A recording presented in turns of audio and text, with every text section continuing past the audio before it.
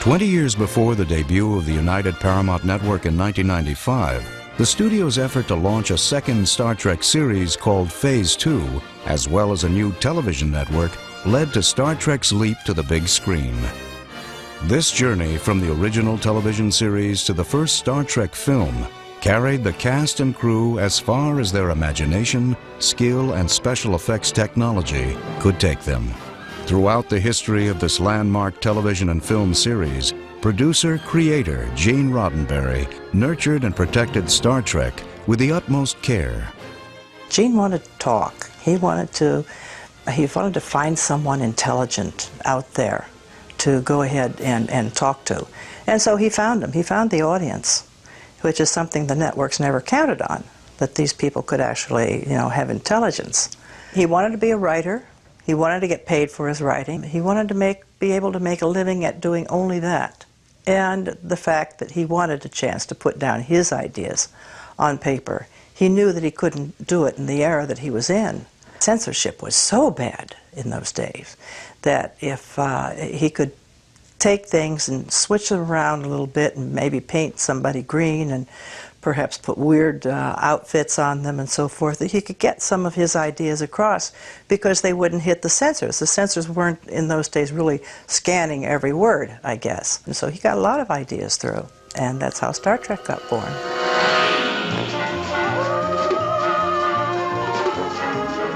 When it went off the air, we finally pushed him back on and said, give us a chance in syndication. But we don't have enough in syndication. There's 79 episodes, and you had to have 100. But we went into syndication, which was a smart move on Paramount's part by that time. A starship also runs on loyalty to one man, and nothing to replace it. When Star Trek was canceled, there was a strong group of fans, a large group of fans and viewers who were terribly upset. And the legend that has grown up about that is that the year Star Trek was canceled was the last year that the networks measured audience simply by numbers. The next year, they started measuring by demographics. That's the point where demographics came in. And then they started to say, aha, okay, if this is going to work out demographically, then maybe we've just got some of the wrong shows that we've been pushing. And the people at NBC looked at the breakdown of the old ratings of Star Trek and said, boy, if we had known all these young adult males were watching back then, we would have never canceled the show. So it wasn't that a group came into being when Star Trek went into syndication. That group had always been there. But suddenly it was the perception of them, who they were. They looked at them as a group, and that all-important 18 to 24 and up, that group was represented by Star Trek in surprising numbers.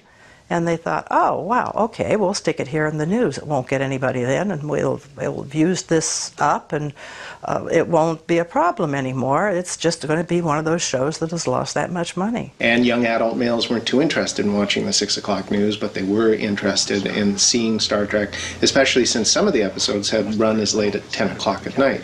The kids might have missed it when they were 14, but now that they were 16, 17, 18, they could see it. Well, sure enough, we put it on at 6 o'clock at night, and the kids are home, and Mom's home, and they're doing dishes, or they're just starting to eat, and that did it right there. I mean, the ceiling went up, and everybody in the world started to watch Star Trek.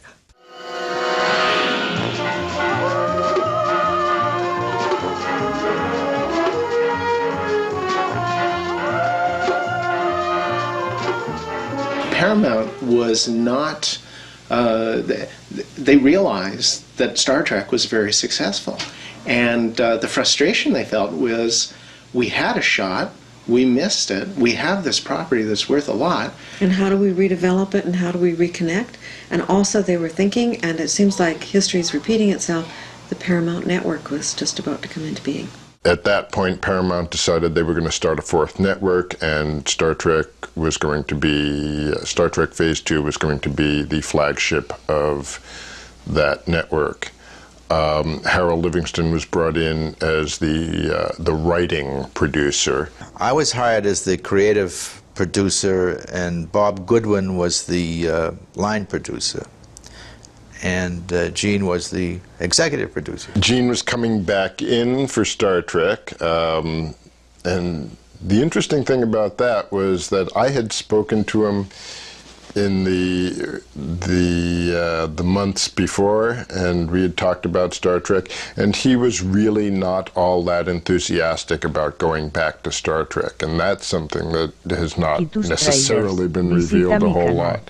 He was feeling like been there, done that. He wanted to move on and prove himself in other areas, but of course when Star Trek came, he took it. He had so many good shows, and he never got to think about anything but Star Trek. As soon as he would start to grow away from it, and so on, their Paramount would come and they would hit him over the head with it again. And he had started to think of it as, well, I guess it's my baby. Maybe this is what I'm meant to do. John Colville was he was Gene's assistant. I was both sitting in on story meetings and doing things like getting Gene's car washed. But Harold found that when I was sitting in on the story meetings that I had a lot to offer, that I had good knowledge of what had been done on Star Trek, I had good knowledge of the characters, and I had good sense of story structure, that all, you know, when I contributed in the meetings, he found that the contributions were very valuable. And he felt that I was acting like a story editor, I was performing like a story editor, I should be called a story editor and be paid as a story editor. Alan Dean Foster had this, had submitted this story about V'ger, and which I liked and Gene liked, and we agreed to develop it. That was in thy image, and it was about, I don't remember whether it was Voyager in the original presentation, but it was about a satellite that had been launched and disappeared, and went to a machine planet, wound up at a machine planet where it was sort of adopted and enhanced and sent back. And in the process became something very dangerous that needed to be dealt with. And Foster went off somewhere, I don't know, and I wasn't concerned about that. I wanted to find a writer to do this pilot. And I couldn't, I finally I got Bill Norton, who was a pretty well respected writer. He agreed to do it, and 2 weeks later, he called me and said that he couldn't do it. And I had 5 weeks to go. So I had no choice, but I had to go home, close the doors, lay on the floor and write the thing myself, which I didn't want to do. But I knew I had 5 weeks to do it, and I was young in those days and had a lot of resiliency, and I wrote the script.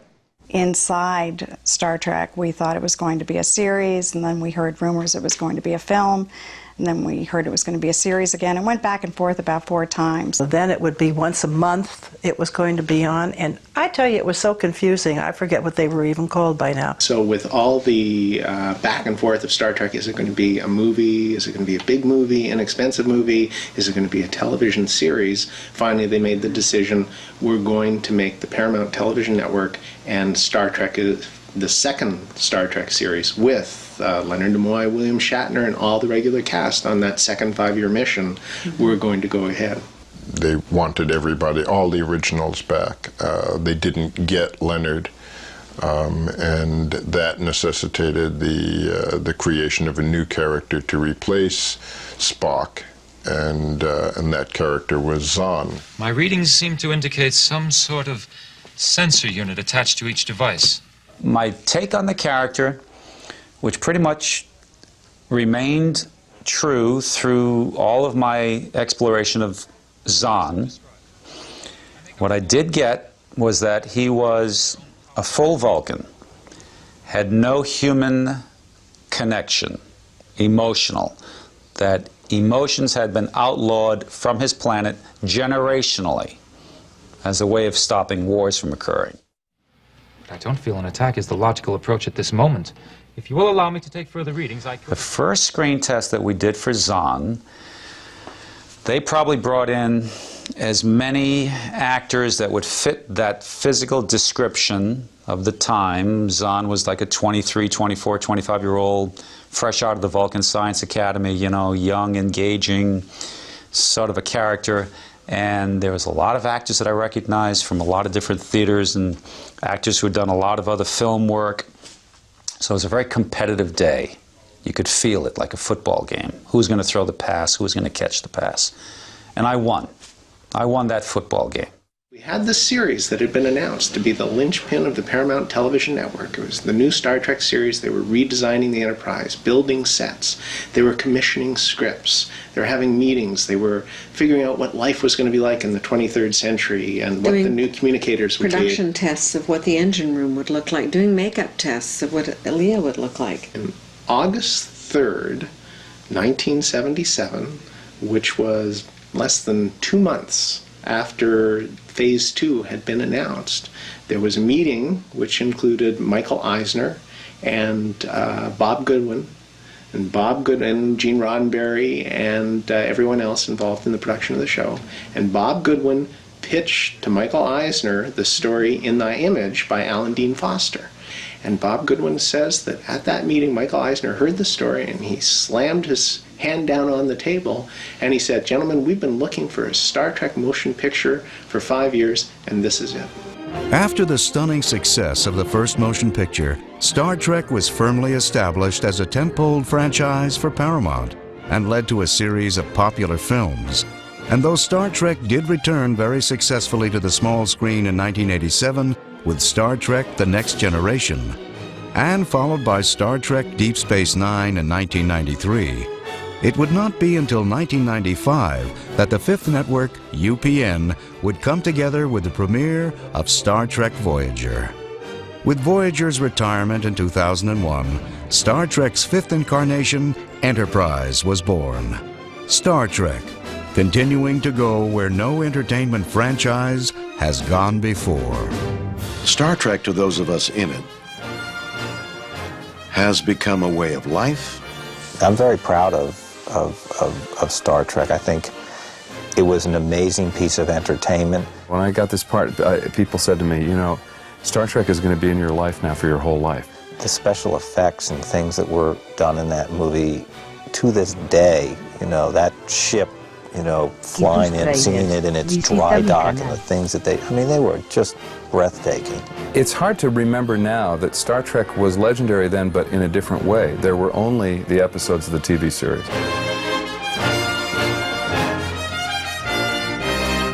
Star Trek The Motion Picture is perhaps the first movie made because millions of fans demanded it.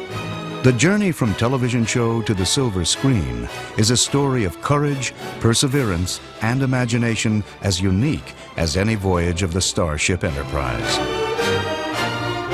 There had been a lot of talk during since the demise of the series about bringing it back, doing something as it slowly gained in popularity, the series did. Star Trek had been going on for several years as a TV series. It was very successful, and at a certain point, Paramount decided to make a feature out of it. We went from a TV series that we were going to do to a B-level movie, you know, a low-budget film. And then with the sudden explosion of Star Wars and the success that had, Paramount people started looking at each other and saying, well, what do we have like that? And what do we have that we can exploit like Star Wars? And somebody in the back of the room said, I think we have something called Star Trek. I actually was working at the time, not for the movie company, but for Paramount Television Service. I moved back into feature film production. Jeffrey came to see me one day and said, how about if I help you out on Star Trek? And I said, well, what do you want to do? He said, well, I'll do all the post-production and the special effects and all those production issues. You know, you continue to do all the creative relationships and, you know, developing the script, working with Bob Wise and Gene. It was felt to Jeffrey largely to be the studio's representative on the film. And it was Jeffrey's baby in that regard.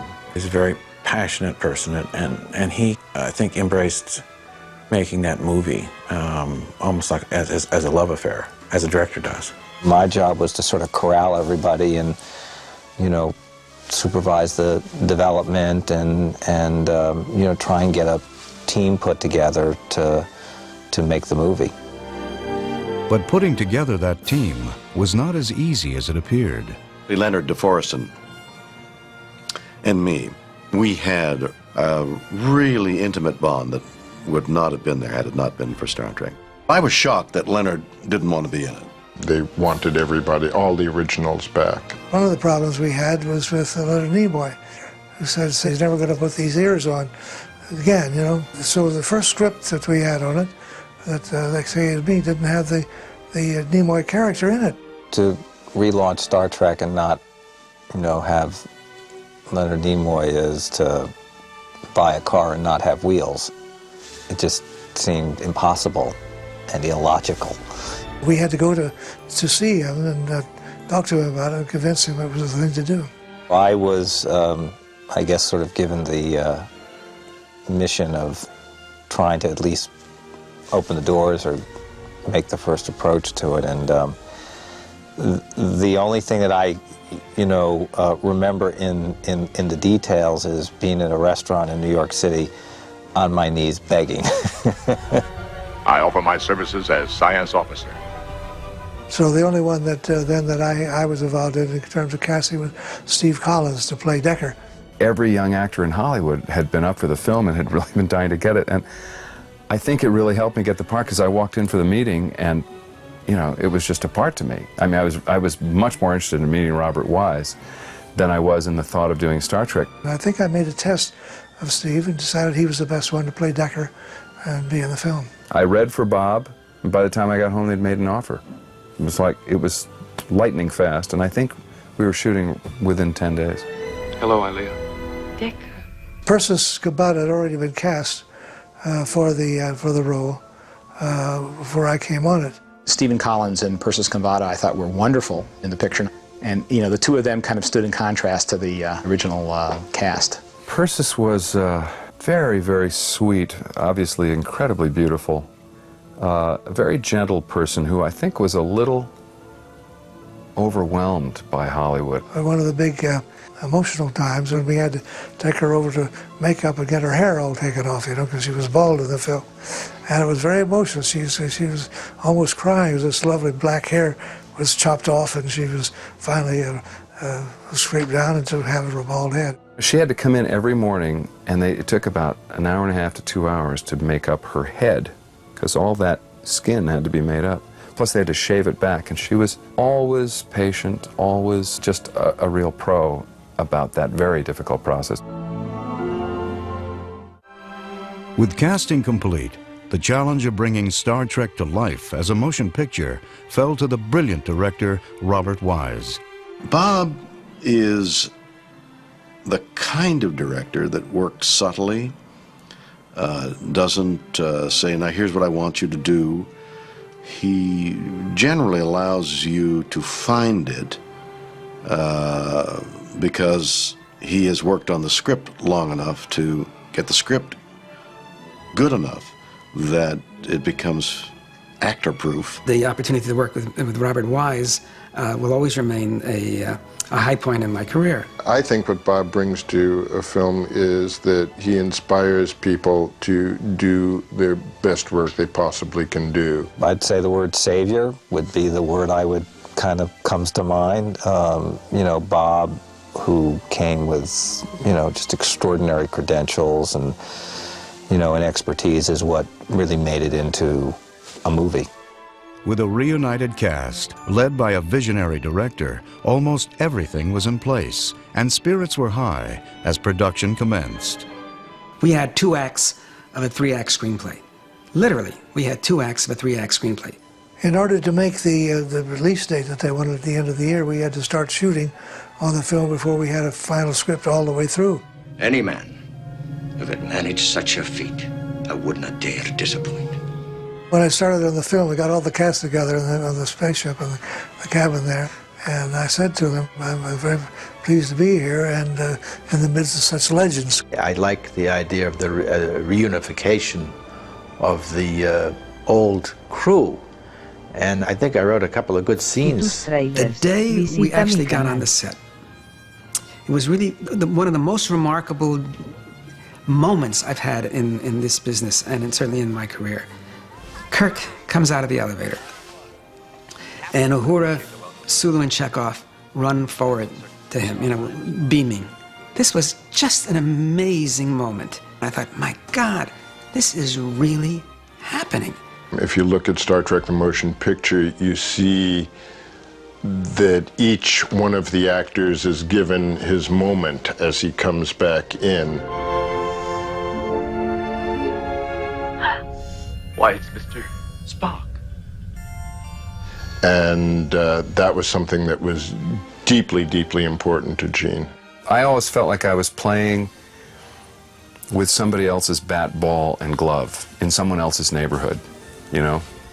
Because Star Trek was theirs, and I was this sort of invader. And some of that really helped in terms of the part I played. And because I was supposed to be this outsider who they had to have along on the trip because Decker knew the ship now better than Kirk did. Stop competing with me, Decker. Permission to speak freely, sir? Granted. Sir, you haven't logged a single star hour in 2.5 years. That plus your unfamiliarity with the ship's redesign, in my opinion, sir, seriously jeopardizes this mission. I trust you will nursemaid me through these difficulties, mister? Yes, sir, I'll do that. Many of the people involved with it had a long history with the project from the TV show and had certain conceptions of who their characters were and what their various roles should be in the film. Leonard is very imaginative, very creative, and I had had my hand in writing at that point, and so we were in on some of the story meetings. The actors all have their own idea. They've been playing these roles for so long that they'd read the pages as they came up and say, well, I wouldn't say this, or I'd say that. So we had to keep rewriting till we finally got a version each time that all the actors were agreed with. I was getting so many changes every day that we had to put a time on them, not just the date, but a time. Leonard would come to my house at 9 o'clock after dinner every night, and we'd go over the next day's pages. Leonard, I think, was the creator, certainly, of the tear sequence, a single tear. Leonard also helped substantially in the creation of the very short scene that explained V'ger's point of view, where he said, V'ger must evolve. Its knowledge has reached the limits of this universe, and it must evolve. What it requires of its God Doctor is the answer to its question, is there nothing more? For Star Trek to make the leap from a television program to a major motion picture, the filmmakers would have to create a whole new enterprise. When I came on, these TV series had these little tiny kind of models for the spaceship, and that's one thing that bothered me, and I said now that we were going on the big screen to make a feature on it, we needed to have a good full-size model, so they made a model of the exterior of it all. I think it was about 9 feet long, big enough that I could take the camera, go around and deliver it, you know, go around and shoot around and go out and shoot this part of it and that part of it and the other part of it, because I had a big enough model. I think I would have built them at a little larger scale than they did. It would have been much more comfortable shooting. We had to commission a special periscope lens system in order to get the lens close enough to the model to get the angles we wanted. So the periscope was about 3 feet out in front of the lens to kind of sneak in under the nacelle or between the wings or whatever and get the angles. We wanted to have enough lights on board the ship to where it would look like it could light itself up. You'd have a little light coming out of the fuselage shining up on the wing that was supporting this nacelle that was the thruster, with lights inside those. If you assume that a spaceship is kind of in the solar system, the sun is there somewhere, so you've got a key light. And I said, well, in this movie, we're nowhere in the solar system, there is no sun. And the source of illumination, I think, has to be the Enterprise itself. Once we had justified it with a few little lights shining on itself, then we felt we could, well, we'll put about 10 times as many little flecks of light as though there are sources of light which are completely fake. But We came up with a very simple technique of just shining one big light into a big cluster of little dental mirrors, little mirrors about an inch in diameter on a little swivel, and you could just take that one light and turn it into 50. And so it gave all these little flecks, which gave it scale, because there's no one big light, there should be hundreds of small lights. As filming continued, the look of the movie, achieved through production design and cinematography, would be key to the film's success. Harold I had worked with on a number of films before as a production designer, along with Boris Levin I used many times. So when the chance came to do the show, I brought Harold on because I had experience with him and I knew he'd do a very good job. Because there was a time limit, there was a release date. I had a design for this while they were writing. I had the problem of saying how much of this ship was finished before they were called for this emergency to get out of the dry dock and head out. She needs more what? A shakedown. Mr. Scott, an alien object of unbelievable destructive power is less than 3 days away from this planet. The only starship in interception range is the Enterprise. Ready or not, she launches in 12 hours.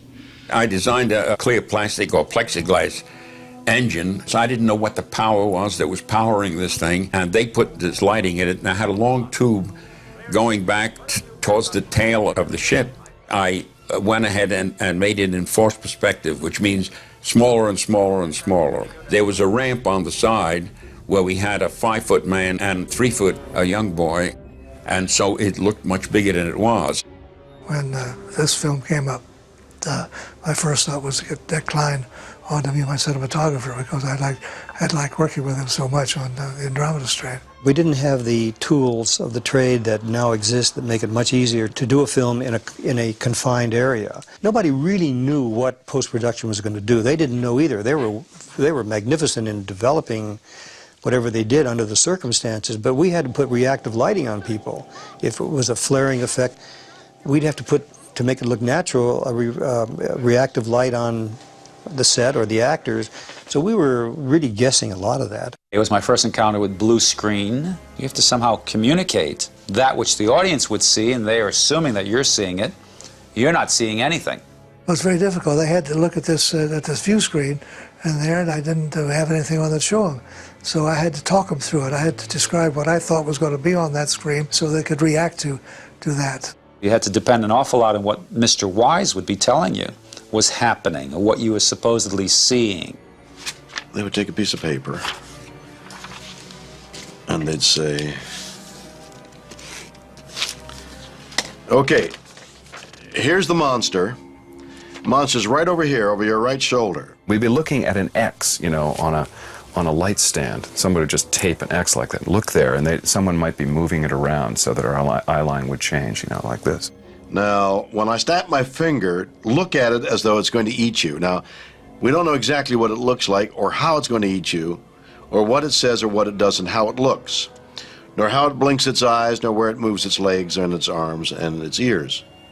And it really doesn't have ears, that much we know. So, react. That's acting in a science fiction film. The fact that also there was a lot of silver in the set made it very difficult because of the reflectiveness of it. It would pick up the blue screen.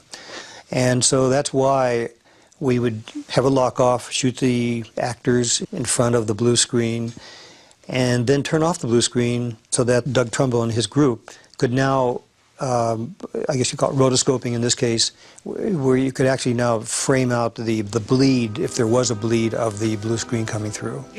Feature itself was a challenge, too, because it didn't have a lot of life to it. It really was a static object. We had to add life to it, and it was done through the acting and Bob's direction and different colored lights we used to make it interesting. With film production already underway and the release date set in stone, all the filmmakers needed was an ending.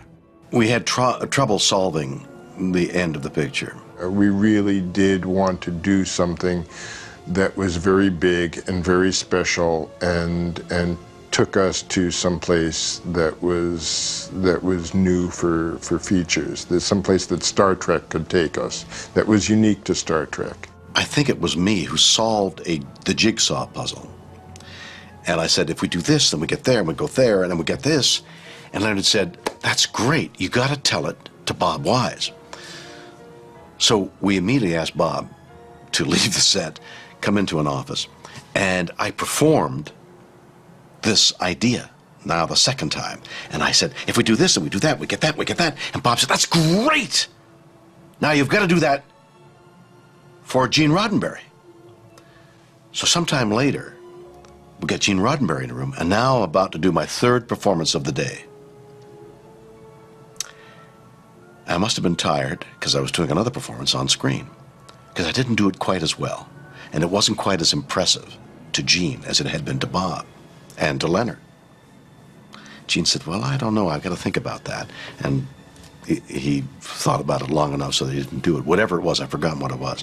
The creator line was in there, had been in there all along. V'ger wants to was seeking its creator. I came up with the notion that it was trying to catch its creator, that it wanted to evolve, its consciousness and join with the creator. Each of us, at some time in our lives, turns to someone, a father, a brother, a God, and asks, why am I here? What was I meant to be? V'ger hopes to touch its creator. With time running out, and to make the film's delivery date, the production schedule was tightened. Bob Wise was under pressure.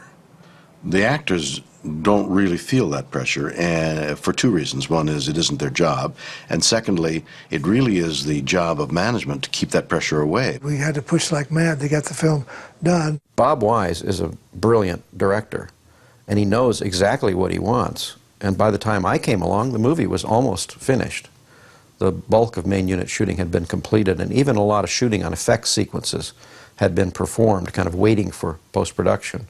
Somebody finally sat down, I think it was me, with Jeffrey Katzenberg and Lindsley Parsons and said, there's only 280 working days left if we work Saturdays and Sundays, and there's 525 shots. What do we do? There was nothing to cut to. There was no way to get out of it because he expected the shots to be there. The actors had reacted to a blue screen, and so it was, imagine, if you will, on the screen, something happening and then react to it. So we had all these great reactions, people swallowing a lot or blinking their eyes in awe.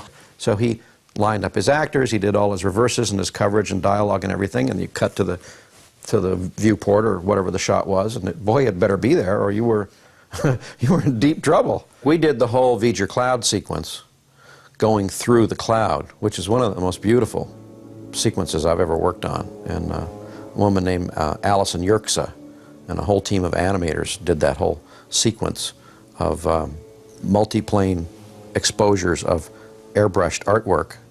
Each level was like only an inch apart from the other level, and a different shape and a different shape and a different shape, which would create these very complex, convoluted corridors of light. Nobody knew what the heck this cloud was supposed to look like. It was defined in the script in words, but there was really no definition, no illustration that showed specifically what it was going to look like. It's easy to say cloud in a screenplay, but when you got to actually execute it, it can't be just a cloud. It has to be something special. The next leg of the journey could not be completed until Robert Wise recruited the right composer, Academy Award winner Jerry Goldsmith.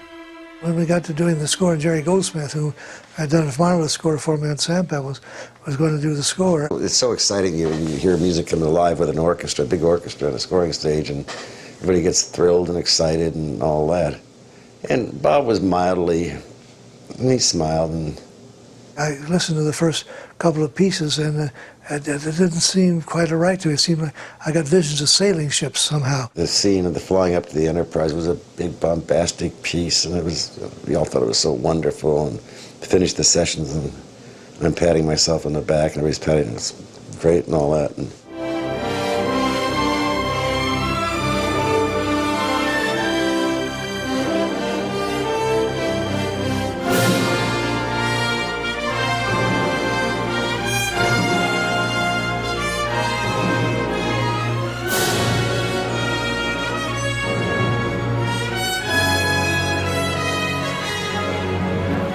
Bob grabbed me, pulled me out in the hallway. We walked down the hall. He said, "Well, what do you think?" And I could never lie to Bob. I couldn't get away with it even if I wanted to. I mean, it's impossible. So I said, "Well, I think it sounds like, sailing ships." And he says, "Well, I think it sounds like Conestoga wagons. What do we do?" And he couldn't really articulate what was bothering me. He instinctually knew what was bothering him, but he couldn't say what was bothering him. So I said, "We got to do that all over again." And so I was crushed. Those were pretty frightening moments. Those are the type of moments where if you were going to start having a breakdown, that's when you were going to start doing it. I said, "Well, what's bothering you?" And he finally said, "There's no theme." And I started thinking, theme? Oh, there's a love theme. I'd written a love theme. But I mean, there was no Star Trek theme. And I said, "Oh." Yeah, when we took a little break and Jerry went away, and while we were doing some more work on the film and whatnot, and then he came back with his revised score. He'd come over to the house and he had a bad day of the special effects, and he says, "I've had a really bad day today." He says, "Nothing's working right. I hope you got good news for me." So I remember the head of the music department at Fox, at Paramount, was there then, and we had rehearsed this, and I had two pianos in the living room, and we played it for him on the two pianos.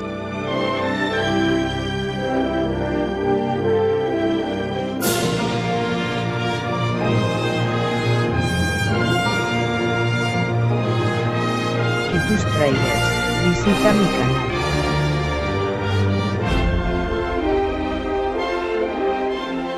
He says, "That's it." It was like, why didn't you come up with that in the first place? With principal photography completed, production executive Jeffrey Katzenberg had to oversee the completion of the film itself, a process that would take everyone right down to the wire. That's true. He was a big help on the film. He was fairly new out here. I think it was the first picture that he had actually had anything to do with, and so he was very, very busy keeping everybody steamed up and keyed up about the film, and the fact that we had his release date and we had to get the film done. And he was very good and very effective at that. I kept saying to myself, Jeffrey's going to become a very important person after this. And I remember getting phone calls from Jeffrey. He says, "How's it going, kid?" And he's like the kid, like the cheerleader going on. We got to win this one for the Gipper and all that. And he was doing it with me. I'm sure he was doing it with everybody. And he had this indomitable spirit. This was going to get done, and he was going to see it got done. The only thing I remember about that is that I actually put on 1,100 miles a week on my car for the last 4 weeks of post-production of it, of literally having Bob in the editing room, half starting at the crack of dawn at Paramount, going down to Doug Trumbull in Marina del Rey, the scoring of the movie on the Fox stage, John Dykstra out at by the Van Nuys Airport doing the other half of the effects, and sort of making that loop around Los Angeles twice a day. Again, just sort of trying to be a cheerleader to get everybody, moving along in it. I think I pretty much just spent my day in the car. Everything was happening at the very last minute. We would finish shots and they would go into the lab and get cut in, and it was miraculous what actually got achieved. We went so far down to the last minute where there's, again, the head of post-production at Paramount, this guy who's been there for now 35 years, Paul Hagar, who's just brilliant, literally took over a sound stage at MGM, and the entire stage was covered with 3,000 cans, all earmarked for theaters. And as each reel was finished from the lab, it was rushed over, literally wet. It looked like little gravestones. These huge container, the film containers, the metal boxes, and they were all lined up, and they were identified to go here and there. There's this shot of all of these. The entire soundstage is filled with these cans, all pre-labeled, waiting for the last reel to be dropped in, with airplanes sitting on tarmacs waiting for these cans to arrive there. And I mean, it really was a Herculean effort. That's the only film I think I ever made. I didn't have a sneak preview. Sneak preview is where you go out and try it out before it's finally buttoned up. but I didn't have the time for that, so we just had to button up Star Trek the Motion Picture. As I say, I took it to Washington. We were sitting in the movie theater in Washington, the premiere having been held there, and the film was being put into the machine. It had literally come in a can under somebody's arm. Matter of fact, I carried the print with me on the plane to Washington for the premiere. Star Trek the Motion Picture went on to become a major box office success, generating multiple motion picture sequels, new television spin-offs, and a merchandising empire that thrives to this day. But out of the near superhuman efforts that went into creating this legendary motion picture event, emerged a team of filmmaking professionals whose careers would be forever changed by boldly going where no one had gone before. I cherish the experience of working on Star Trek. After I finished the film, I said, well, if I can do that, I can do anything. It was just an amazing opportunity to sort of be the point person for, you know, one of the great properties, you know, of that time. That franchise has a value that is measured in billions for, you know, the company. Wouldn't have happened without that first Star Trek film. It literally is the foundation on which this entire enterprise was built. I've had a creative and full life as a result, a great deal as a result of Star Trek, and I'm forever grateful. 20 years after the release of Star Trek the Motion Picture, director Robert Wise approached Paramount and asked to do a director's cut of the film, which would include a new sound mix and several new visual effects. I wanted to do a final cut, final check cut and all on the film, so I went with Paramount to find out if it would be okay if I did it, and they said yes, that would be fine. So that's what I've been working on with Mike Pelicula, is getting what should have been my final cut of the film when we first put it out. My partner David Fine and I worked with Robert Wise on several projects over the past 10 years, but we had to know him a little while before he was comfortable enough to start talking about Star Trek. Eventually, he asked us if we would be interested in working on a director's cut with him, and we were thrilled. Who wouldn't be? Paramount has been completely supportive on the project from beginning to end. We're just absolutely thrilled with how well that's going. And it really is a labor of love for us, and to be able to see Bob come back and look at it and just see, it's almost freeing for him. So a big question was, who would we get to supervise the visual effects end of things? And it was my partner Dave who suggested Darren Doctorman for that task. We'd worked with him on several projects before. The concern was that everything needed to match as it was from 1979. So that was the directive that we discussed with Darren at the start, was that whatever we produced had to match the shots. We really, in the end, wanted to make sure that whatever new effects work ended up into this film, it would have only have been what was possible to produce in '79. It started out with some serious storyboarding of every shot that we wanted from our great, gigantic list of shots. We laid out the basic shots. We consulted the storyboards from 1978. The guys have managed to get from the archives some really rare stuff in terms of the storyboards. We went through the storyboards from the project from '79 and found the shots that we needed. And there were a bunch of them that we used, and we, went back and redrew them a little more detailed so that we'd be able to visualize them more clearly. Darren worked with Steve Berg, who was a noted conceptual designer. He actually did some storyboards that were extending or bringing to further detail some of the original concepts. I saw those storyboards and I was like, who did these storyboards? And Darren's telling me, these are original storyboards from the film they just never did. And I was just really shocked by that. And I was like, that's what they were supposed to do? You mean it was supposed to look like this? There was something really wonderful about being able to go back and redo some of this material and update some of this material, but make it look as if it was shot back then, even to the extent of getting the amount of dirt right and the amount of grain right. I had the goal of making sure that that the effects did not take away from just augmented the effects from 1979. Our goal here is to honor the film, the filmmakers, the visual effects artists from the time, and to present something that they would be happy and satisfied with, or is something that looks like what they would have produced at the time. Matching the look of our computer-generated images to the film was quite a challenge. A lot of it had to do with the lighting. We had to match the lighting just right.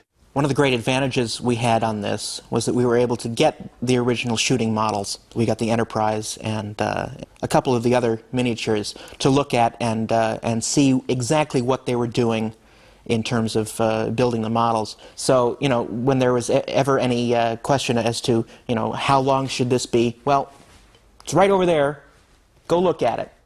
Lots of times I'd be like, you know, I'm trying to build this part on the secondary hull or on the neck or something, and I'm like, you know, even with a blueprint or photographs, you're like, what does that look like? I can't get the proportion.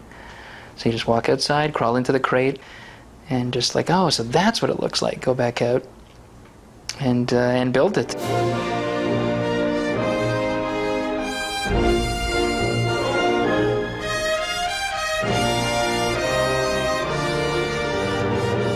One of the things that bothered me about the Vulcan shot, we see the clip of Spock right before the second matte painting, where he's covering his face from the sun. And then we cut to the next shot. Not only is there's no sun, there's no sky. We can't tell what we're looking at. But now we have not only the sun, we have the beautiful orange sky, we have the craggy peaks on Vulcan and this ancient temple and these gorgeous statues, which were all planned for in earlier storyboards, and we have them. And all these shots are based on existing storyboards. Well, actually, the entire set was created in 3D, and just that allowed us for movement, so we can move statues around and tweak things and adjust things for lighting and whatnot. There was a digital Spock for, there's a long shot where Spock walks up to the statues. Dave Morton created CGI Spock, and he also created a CGI planet. We blended a lot of elements, Dave and I. He did, I'd say, 90% of the work, though, because it's awesome, of the Vulcan planet. The CG Spock was kind of a hard sell, because until you see it, you never believe that you could pull it off and have it be able to cut with a real-life character.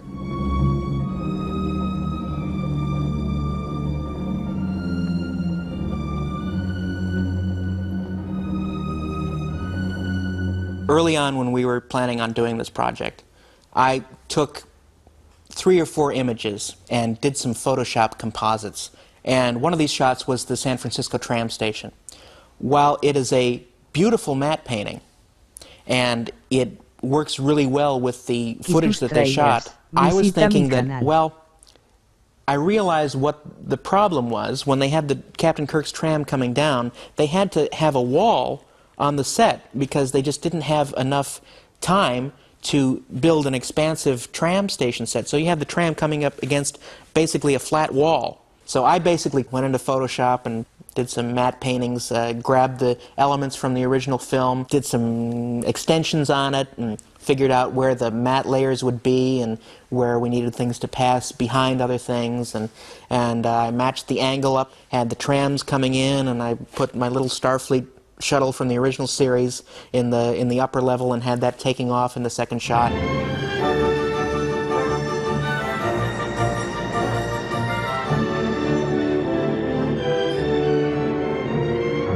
So we actually had some people in San Francisco who are fans of the movie, and they went out with a camera and took pictures of the bridge from the vantage points that you see in the movie and that are on the storyboards. And we took those digital pictures, and we didn't want it the original movie had a matte painting, and we didn't want to just substitute it with a picture of San Francisco. So we took the image of San Francisco, and the first thing we did was we sort of futurized it to what San Francisco is supposed to look like in the years of Star Trek. One of the things we definitely had in mind in all this is what Gene Roddenberry's vision of Star Trek has always been. And he felt Earth is beautiful, Earth is perfect, there's no pollution, there's no problem, there's no famine. And so we wanted to reflect that in these images of San Francisco, making them very idealistic and pretty.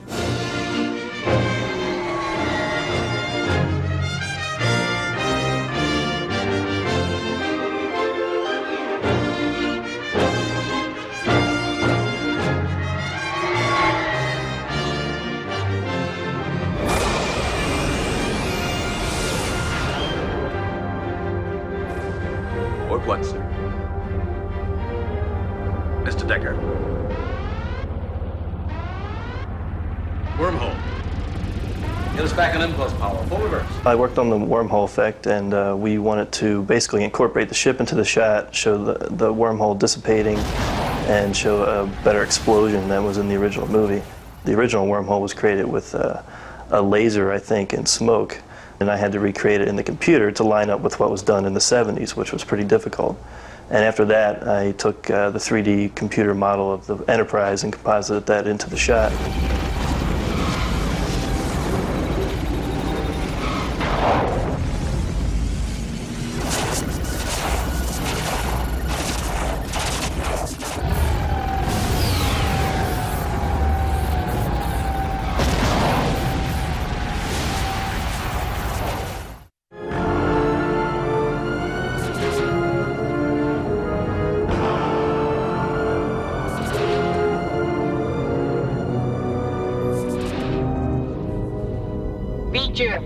V'ger was a very specific challenge because during the film we do see bits and pieces of it as the Enterprise is flying over and it's finally revealed as this enormous thing.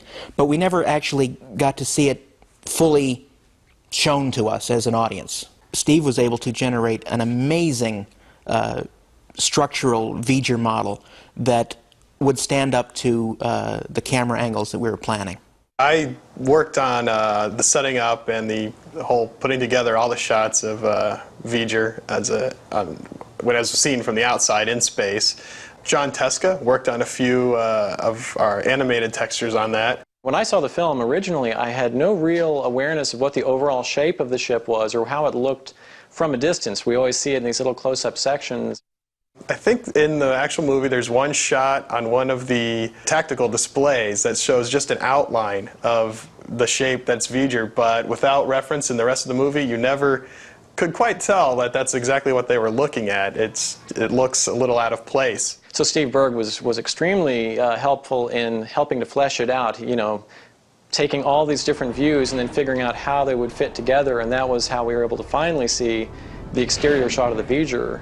For all the interior V'ger shots, John Teska did those, and he did a wonderful job. I think one of the best shots is this brand new interior of V'ger, where you see the really tiny Enterprise flying through a part of the ship that we hadn't seen before. That shot was all CG. The very tricky thing is it's so dark in there that you have to show just enough, but not too much, you know. So that was an interesting challenge.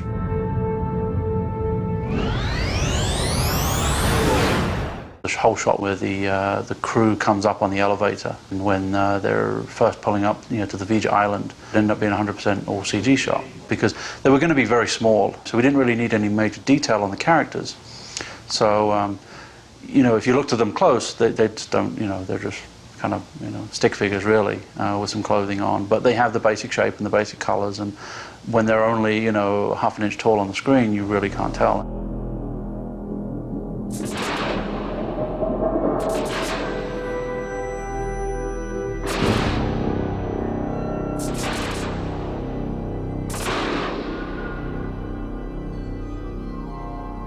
The complexity of V'ger is animating the components that create the structure as it forms.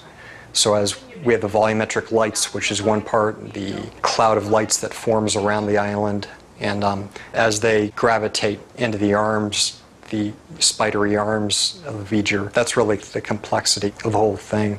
More of an animation problem than of a strictly modeling problem. As we approach V'ger, there's a cloud of points of light that appear. What we needed to do was to provide a path for every one of these lights so that they would end up in a position in which arms of steps could form. A light would be in a cloud, it would precipitate into a layer.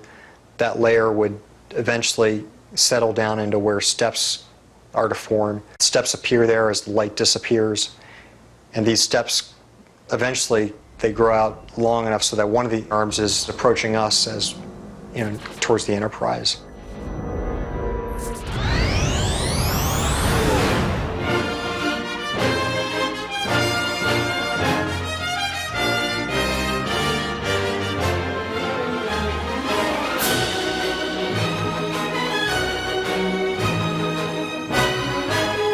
The time we've spent with Bob is very precious, and it's just as rewarding for us to see the joy that he has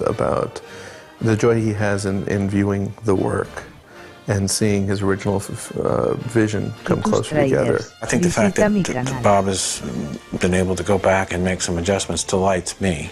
I think it's just great that Robert Wise has had this opportunity to do it the way he wanted to do it originally. I think it's wonderful of Paramount to give Bob Wise the chance to do something extra on Star Trek: The Motion Picture.